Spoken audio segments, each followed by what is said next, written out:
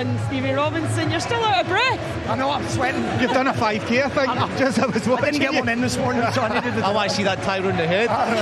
It will be in about 3 hours, don't worry. Congratulations, Stephen. Absolutely delighted for you. Well done. Congratulations, Stephen. Can you sum up just how you're feeling? Listen, I'm delighted for the players. I thought we started really brightly, went in front, and then we set back too much. I thought their left side were dominating the game. Changed it at half time. We got our 2 centre forwards, the man mark, the 2 outside centre halves, and then playing the counter against them. And Keanu Backus done a brilliant job on McGregor second half. So sometimes you get it right. So we got it right today. So I'll take that. And third time lucky for you as well. What does it mean to you personally to get the job done? Fantastic. And when you're working in Scotland, people don't realise the disparity between the clubs. And you get a top 6 finish. You tell people in England, and they've no idea. They're well done. But to have some sort of silverware, to beat a team of Celtic's calibre, we'll hear that they weren't at their best or they're having problems. That's a top Celtic side with top players, and my boys have stood up and been counted today, and I'm so proud of them. We're talking about the troubles that Celtic are having at the moment currently, but it wasn't like you just scraped over the line today. You thoroughly deserved it. I thought the first half was pretty even. Both of you having decent opportunities in and around the goal mouth. But the second half, I thought you completely controlled it. Celtic never caused any problems to the back line. You always carried the threat on the counter-attack, and you've, deservedly came out on top today. We've worked all week on counter-attack because we knew they'd dominate the ball, and as I say, I thought they had too much ownership of the game with Scales, McGregor, Taniki down that left-hand side at times, or sorry, the right-hand side as well. But when we changed that, I thought that stopped the overload, and we also had a big threat on the break, and I would have loved to see young Evan Mooney finish it off with a fourth. That would have made it the perfect day. Stephen, you spoke about the belief that you have.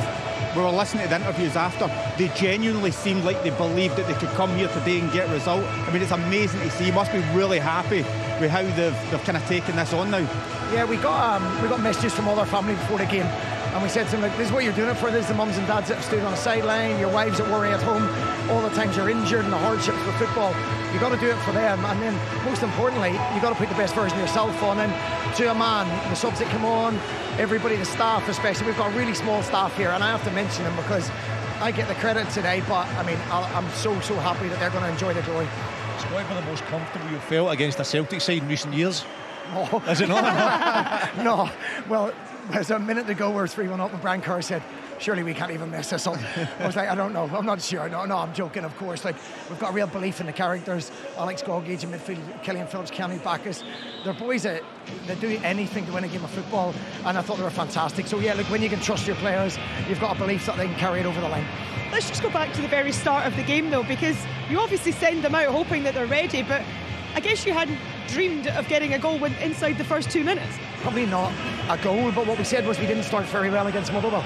We took 15 minutes to get into the game, and I said if you do that against Celtic, we'll be 2-0 down, we'll be chasing the game. So they took it to the letter. Listen, it's easy being a manager and putting tactics on. Players have to carry it out, and I thought they'd done it fantastically well. Then we set back, and if you sit back against Celtic, eventually they'll score goals. So we tweaked it at half time, and it worked, so we're delighted with that. The corner was really well worked in the first half, with Phillips making that run to the front area and freeing up the space for Fraser. Did you know there was going to be that mismatch with Fraser and Hatate, or? It was actually more about clearing the space. We knew that if we had run somebody short, it would take 2 people out of the way and leave a big space at the near post. So it's a brilliant header. It's a brilliant header. We've not been good enough at set plays either this season, so to see one of them, we keep getting first contacts and not scoring, so we're delighted to see it come off. Brilliant. Well, we heard the celebrations lasted 2 weeks the last time St Mirren won the League Cup. What we're going for this time? I mean, I'm a lot more boring than Jim. I'll be home at 10 o'clock with my dogs or something. So boys in for a recovery tomorrow, yeah? I think they might be off tomorrow, Jim. Where's the party? Yeah, apparently back at the club in Vienna. I don't even know what Vienna is, but they're great. The semi-nights. It's a good night. Make sure you don't miss it. It's good. Well, you've promised us the tie round the head, so we look forward to seeing those photographs. About 2 o'clock this morning, I imagine.